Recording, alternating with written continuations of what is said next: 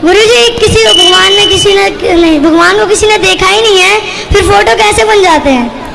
भगवान को किसी ने देखा नहीं है पर फोटो कैसे बन जाते हैं? वाह, क्या सवाल है बच्चे का, तालियां होनी चाहिए।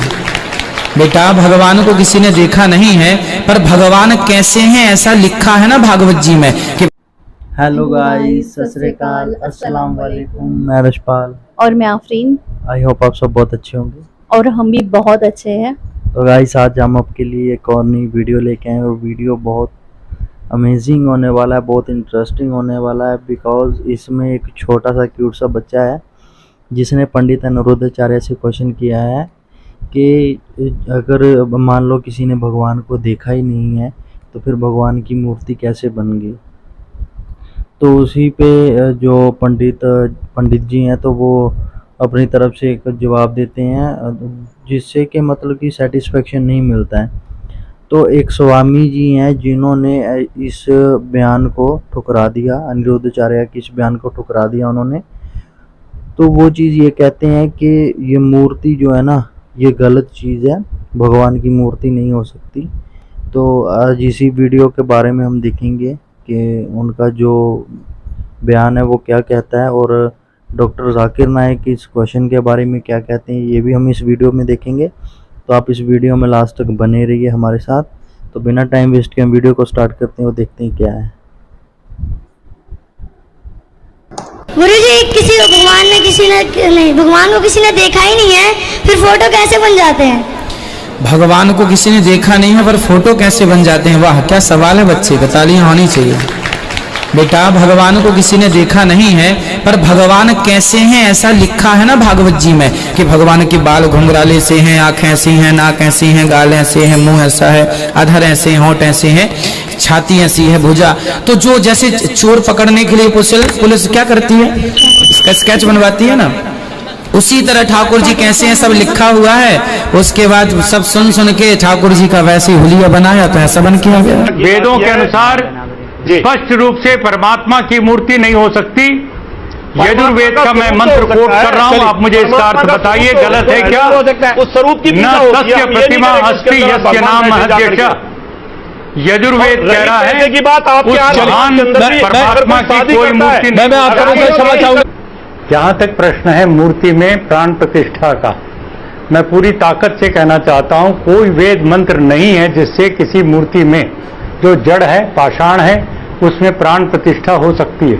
ये बिल्कुल निरर्थक है, अंधविश्वास है, पाखंड है। और ऐसा काम करना किसी भी व्यक्ति का, और वो जगतगुरु कहलाएं, ऐसे लोगों के लिए तो बिल्कुल ही ऐसी चीजें गलत है।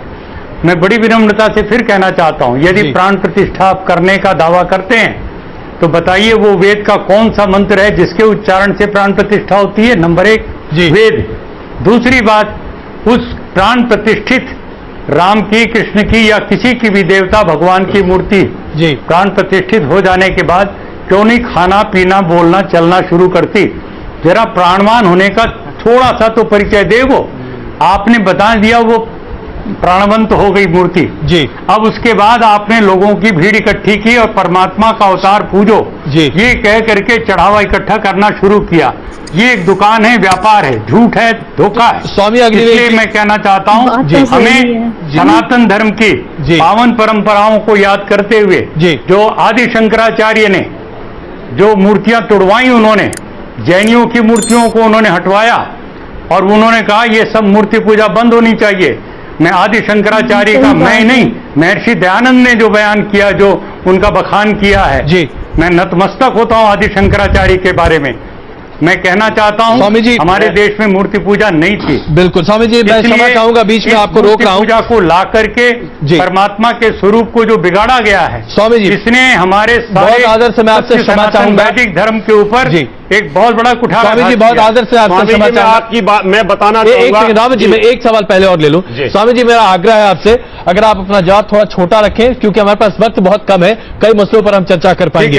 अगला सवाल मेरा आपसे है जो मैं आपसे बहुत विनम्रता से पूछना चाहता हूं, क्या आज आपको लगता है, चाहे आप राम की बात करें, कृष्ण की बात करें या साईं बाबा की बात करें, इनमें से किसी की भी पूजा नहीं होनी चाहिए? क्या आप ये कहना चाहते हैं कि साईं मंदिरों में आज जो पूजा हो रही है, ये पूजा दरअसल सिर्फ और सिर्फ चढ़ावे की पूजा है? जी। लेकिन ईश्वर की प्रतिमा, परमात्मा की प्रतिमा बता करके वो साईं की मूर्ति की करें तो बहुत ही गंदा, गलत है। और राम और कृष्ण की भी करें तो ये राम और कृष्ण के साथ भी अन्याय है। राम और कृष्ण ईश्वर भक्त थे जी, उन्होंने कभी दावा नहीं किया कि मैं ईश्वर हूं और मेरी पूजा की जाए, ऐसी कोई बात नहीं। कि स्वामी अग्निवेश और रावत जी कम से कम एक मसले पर तो एक हैं ना। मैं स्वामी जी आपकी बहुत रेस्पेक्ट करता हूं, ऐसा नहीं है। मेरा मतभेद तो इस बात पे है कि आप इतने हमारे विद्वान भगवान जो हम जिनको मानते हैं उनके ऊपर आप कटाक्ष करते हैं। उंगली उठी आप लोग वेदों को मानते हैं और वेदों को हम भी मानते हैं। आप भी सनातनी है, हम भी सनातनी हैं। भाई साहब का सवाल है कि इस्लाम में सारे गुनाह की माफ़ी है, शिर्क की नहीं। कत्ल करता है माफ़ी है, जिना करता है माफ़ी है, शिर्क की माफ़ी क्यों नहीं? आप कुरान मजीद के बारे में जिक्र कर रहे जो सूरह निसा में है, सूरह नंबर 4 आयत नंबर 48 और आयत नंबर 116। इन दो आयतों में सूरह निसा सूरह नंबर 4 में लिखा है कि अगर अल्लाह चाहे तो कोई भी गुनाह को माफ़ कर सकता है, लेकिन शिर्क को कभी नहीं माफ़ करेगा, क्योंकि जो शिर्क किया है वो बहुत भटक चुका है। तो इसमें यह नहीं लिखा है कि अब जिना करेंगे तो माफ करेगा ही, कर सकता है अगर आप तौबा करेंगे तो।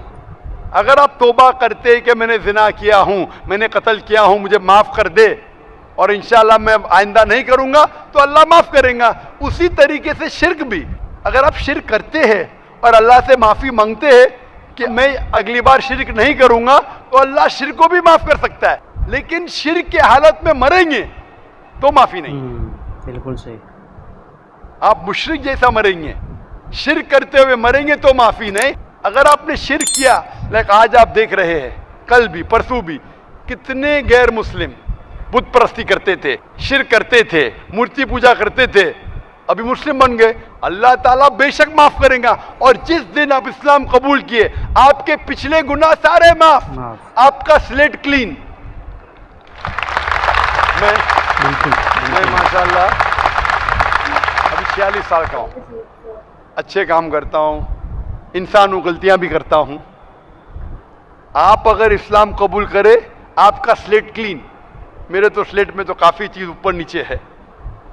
अगर आप इस्लाम कबूल करें तो अल्लाह के रसूल फरमाते आपके सारे गुनाह माफ, स्लेट इज क्लीन। तो आप एक साफ सुथरे मुसलमान बनते, इसके बाद हिसाब किताब शुरू होगा। तो अगर आप मूर्ति पूजा करते थे, नहीं करेंगे तो क्यों माफी नहीं? सबसे बड़ा गुनाह है। क्योंकि अगर आप जिना करते गलत है, आप रेप करते गलत है, लेकिन आप उस इंसान को चोट पहुंचा रहे। आप अगर कत्ल करते गलत करते, लेकिन अगर मूर्ति पूजा करते तो उस खालिक के नाफरमान हैं, उस खालिक को गाली देने से फर्क नहीं पड़ता है। लेकिन अगर आप उस खालिक को गाली देंगे तो उसके अहकामात पे कैसे अमल करेंगे? आप उसके बताए रास्ते पे भी नहीं चलेंगे, आपका नुकसान होगा।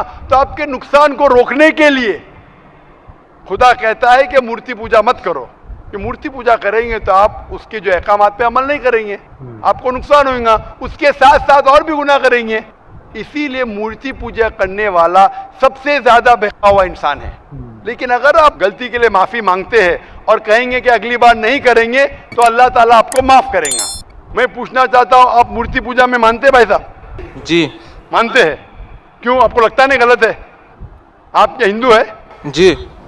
आपके मजहबी किताब में लिखा है, छंदों के उपनिषद में चैप्टर नंबर 6 अध्याय नंबर 2 श्लोक नंबर 1, एकम अद्वितीयम, खुदा एक है, उसके अलावा कोई नहीं है। लिखा है श्वेताश्वेतर उपनिषद में अध्याय नंबर 6 मंत्र नंबर 9, नाचस्य कस्य जनिता न चदीपा, उस ईश्वर, उस भगवान का कोई रब नहीं, उसके कोई वालदेन नहीं। लिखा है श्वेताश्वेतर उपनिषद में चैप्टर नंबर 4 मंत्र नंबर 19 में, न तस्य प्रतिमा अस्ति, उस ईश्वर, उस भगवान की कोई प्रतिमा नहीं, कोई अक्ष नहीं, कोई पिक्चर नहीं, कोई पेंटिंग नहीं, कोई फोटोग्राफ नहीं, कोई मूर्ति नहीं, कोई बुत नहीं। लिखा है यजुर्वेद में चैप्टर नंबर 32 वर्ष नंबर 3 में मंत्र नंबर 3 में, न तस्य प्रतिमा अस्ति, उस ईश्वर, उस भगवान की कोई प्रतिमा नहीं, कोई अक्ष नहीं, कोई पिक्चर नहीं, कोई पेंटिंग नहीं, कोई फोटोग्राफ नहीं, कोई बुत नहीं, कोई मूर्ति नहीं। तो साफ तौर पे कई जगह आप हिंदू की मजहबी किताब में लिखा है कि मूर्ति पूजा गलत है, तो क्यों आप मूर्ति पूजा करते? भाई साहब, जी इस बारे में मुझे सही तालीम नहीं है, मुझे थोड़ा वक्त चाहिए। मैं इतने हवाले दे रहा हूँ कि आपको लगता है कि मैं फेंकते जा रहा हूँ, हवाले के हवाले दे रहा हूँ। आप नोट कीजिए जी। आप लाइब्रेरी में जाइए, आपको वेद नहीं मिलता है तो हमारी लाइब्रेरी में जाओ, इस्लामिक रिसर्च फाउंडेशन। हमारे इस्लामिक रिसर्च फाउंडेशन में आपको वेद का तर्जुमा मिलेगा, महाभारत का तर्जुमा मिलेगा, भगवत गीता के कम से कम 30 तर्जुमे मिलेंगे, बाइबल मिलेगा, बाइबल का तर्जुमा मिलेगा, कुरान का तर्जुमा मिलेगा, हदीस का तर्जुमा मिलेगा। मैं नहीं जानता हूं कहीं भी हिंदुस्तान में इतने मजहबी किताब का तर्जुमा मौजूद है। इस्लामिक रिसर्च फाउंडेशन में फ्री लाइब्रेरी, एयर कंडीशन में बैठो, फ्री पढ़ो।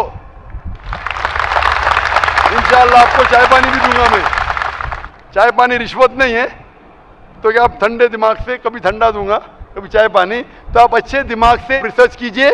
हमारे पास कंप्यूटर सॉफ्टवेयर है, आप क्या जानना चाहते हैं वेद के ऊपर बटन दबाओ, मिलेगा आपको। किधर लिखा है मूर्ति पूजा हराम है, बटन दबाओ कंप्यूटर में निकलेगा बाहर। वेद के कंप्यूटर सॉफ्टवेयर है, बाइबल के कंप्यूटर सॉफ्टवेयर है, कुरान के कंप्यूटर सॉफ्टवेयर है, हदीस के। तो मैं आपसे दरखास्त करता हूं कि आप रिसर्च कीजिए कि खुदा एक है, रिसर्च कीजिए कि मूर्ति पूजा गलत है, रिसर्च कीजिए कि आखिरी पैगंबर मोहम्मद सल्लल्लाहु अलैहि वसल्लम है। और मैं दुआ करता हूं कि आपको हक जल्दी मिलेंगे ताकि आप इस दुनिया और आखिरत में सफलता पाए। शुक्रिया। तो गाइस यही था आज का वीडियो, और आई होप कि आपको वीडियो अच्छा लगा होगा। और मेरा ओपिनियन यही है कि यार जब वेदों के अंदर, ग्रंथों के अंदर लिखा हुआ है कि उस ईश्वर की कोई मूर्ति नहीं है, कोई फ़ोटोग्राफ नहीं है, कुछ नहीं है, तो उसके बावजूद भी उनके फ़ोटोग्राफ बनते हैं। लाइक जैसे अभी डॉक्टर जाकिर नाइक ने बताया, या फिर उससे पहले एक स्वामी जी ने बोला कि अगर से साईं बाबा का फ़ोटोग्राफ बना है, अगर उनकी मूर्ति बनी है, ठीक है, तो उनकी पूजा नहीं करनी चाहिए। बिकॉज वो तो खुद लोगों को बोलते थे कि सबका मालिक एक है, तो लोग उनको मालिक बना बैठे हैं और उनको ईश्वर बना बैठे हैं। हाँ, ये चीज़ है कि अगर से आप लोग को उनकी पूजा करनी है या कुछ भी, आप उनकी इज्जत करिए, ठीक है। उनसे ये हिदायत मांग सकते हैं कि जब वो जीवन जी रहे थे तो वो लोगों को सही हिदायत देते थे कि आप ये रास्ते पे नहीं, आप ये रास्ते पे चलो, ये मालिक है, ये ईश्वर है, आप उसको मानो। तो अभी भी लोग यही चीज़ बोल सकते हैं कि हमको सही रास्ता दिखाओ या कुछ भी, है ना। तो ये चीज़ इंसान मांग सकता है। तो अगर से इंसान सीधा यही अपनी ज़िंदगी का लिए कुछ मांगने लग गया तो वो चीज़ फिर गलत हो जाती है ना। हिदायत मांग सकते हैं, ठीक है, एक सही रास्ता जो है, क्योंकि एक गुरु होता है जो इंसान को सही रास्ता दिखा सकता है। और बाकी डॉक्टर जाकिर नाइक के बारे में तो आप जानते ही हैं कि वो बिना किसी प्रूफ के कोई बात नहीं करते हैं। तो फाइनली मुझे तो ये वीडियो बहुत ज़्यादा अच्छा लगा। और एक चीज़ ये भी है, जैसे कि जो स्वामी जी थे, उन्होंने साफ तौर पे ये बताया कि मूर्ति पूजा गलत है, और भी बाकी चीज़ें उन्होंने बताई कि जैसे ईश्वर की कोई प्रतिमा नहीं है, कोई अक्स नहीं है, और खुदा एक है करके उन्होंने ये बताया। और एक और चीज़ उन्होंने ये भी कही, जैसे कि श्री कृष्ण हैं और राम हैं और जो साईं बाबा हैं, वो सब रब की इबादत करते थे। उन्होंने कभी भी ये बात नहीं कहा कि मैं ही रब हूँ, ठीक है, उन्होंने कभी भी ये बात नहीं कही है। तो फिर लोग तो ये चीज़ तो गलत करते हैं कि उन्हीं को रब बना लिए हैं, ठीक है। अभी जैसे कोई मेरा उस्ताद, मेरा गुरु है, ठीक है, वो मुझे अच्छे काम बता रहा है, फिर उनके मरने के बाद मैं उनको रब थोड़ी ना कहने लगूंगी। उन्होंने सही रास्ता हमको दिखाया है, हमको उनके बताई हुई चीज़ों पे सीखनी चाहिए, उनकी अच्छी बातों को एक्सेप्ट करनी चाहिए, अपनी ज़िंदगी में उसको फॉलो करनी चाहिए, ठीक है। बट उसी को रब बना लेना, ये तो बहुत ही अजीब बात है। और जो डॉक्टर जाकिर नाइक ने मतलब कि हवाला हो, एक हवाला हो उस लड़के को बताता गया, और मतलब कि वो जब शुरू होते हैं ना, मुझे तो लगता है उनको कोई रोक नहीं सकता, क्योंकि वो मतलब कि हवाले पे हवाला देते रहते। तो एक चीज़ अच्छी लगती है, मतलब कि जो सामने वाला होता है, कि एक्चुअली सामने वाला जो होता है ना, उसको कुछ भी पता नहीं होता है, ठीक है, और वो उनको बताते हैं तो सामने वाला सोचता है कि ये बस ऐसे ही कह रहे हैं, ठीक है। बट अगर से वो उस पर तहकीक करेंगे, ठीक है, अगर से वो तहकीक करेंगे तो उनको इस चीज़ के बारे में पता चल जाएगा कि नहीं, जो वो कह रहे हैं वो वाकई सच बात है। और इतने बड़े मजमे में, इतने कि 50 लाखों लोग हैं, ठीक है, इतने बड़े मजमे में तो वो झूठ तो कहेंगे नहीं। तो मतलब ज़रूरी नहीं है कि वो लोग अपना रिलीजन चेंज करें या कुछ भी। मेन जो डॉक्टर जाकिर नाइक का मेन जो पॉइंट ये होता है कि आप लोग सच्चाई जानो, अपने ग्रंथ पढ़ो, उनके अंदर क्या लिखा हुआ इस चीज़ को मानो। बिना धर्म बदली करे भी आप एक रब की इबादत कर सकते हैं, वो आपकी मर्जी है चेंज करना या नहीं करना, क्योंकि दीन में कोई ज़बरदस्ती तो है नहीं कि आपको ज़बरदस्ती जो रिलीजन चेंज करवाया जाएगा, तो आपकी मर्जी है, ठीक है। पर हिदायत यही है कि आप लोग अपने जो ग्रंथों को पढ़ो, वेद पढ़ो, उसके अंदर क्या लिखा है उस चीज़ को फॉलो करो। एक चीज़ ये है कि अगर से उनके जो भी किताबें हैं उनकी, अगर से उनको वो पढ़ेंगे, ठीक है, तो उनको साफ सब कुछ सही से दिखने लग जाएगा, उनको हक दिखने लग जाएगा। और रही बात कि धर्म चेंज करने की, वो तो रब की तरफ से है, अल्लाह जिसको चाहे हिदायत देता है वही अपना इस्लाम को कबूल कर सकता है, ठीक है। हर लोग नहीं कर सकते, वो तो रब के ऊपर है, वो जिसको हिदायत दे। क्योंकि बहुत सारे नॉन मुस्लिम्स लोग ये सब देखते हैं और इन सब चीज़ों को जानते हैं, ठीक है, बट फिर भी वो लोग एक्सेप्ट नहीं करते। क्यों नहीं करते? वो जानते हैं कि ये सही है और ये बातें सही है, बट फिर भी वो एक्सेप्ट नहीं करते, बिकॉज अल्लाह की तरफ से ही नहीं है कि वो हिदायत पाए इस चीज़ की, इस्लाम कबूल करने की हिदायत। जब तक उस रब की तरफ से हिदायत नहीं आती, कोई भी इस्लाम कबूल नहीं कर सकता। और रही बात इस्लाम में, अल्लाह ने खुद कुरान में फरमाया है कि इस्लाम में कोई ज़बरदस्ती नहीं है, जिसको जैसा ठीक लगता है करो। बट एक चीज़ है कि लोगों को अपने ग्रंथों को अच्छी तरीके से फॉलो करना चाहिए और सही और गलत को मतलब फ़र्क समझना चाहिए उनको इस चीज़ का। तो गाइस यही था आज का वीडियो, और आपको ये वीडियो कैसा लगा, हमारा रिएक्शन कैसा लगा, कमेंट सेक्शन में लिख के बताइए, और इस वीडियो को लाइक करिए। ऐसी और वीडियोस देखने के लिए हमारे चैनल को सब्सक्राइब कर लीजिए। तो मिलते हैं नेक्स्ट वीडियो में, तब तक के लिए अल्लाह हाफ़िज़।